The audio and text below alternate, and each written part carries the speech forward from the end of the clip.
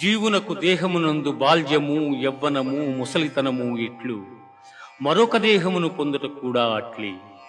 కనుక ఈ విషయమున ధీరులు మోహమునొందరు.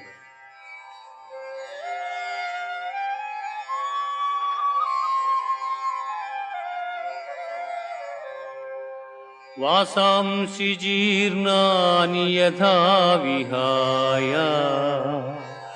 నవాని గృహ్ణాతి నరోపరాణి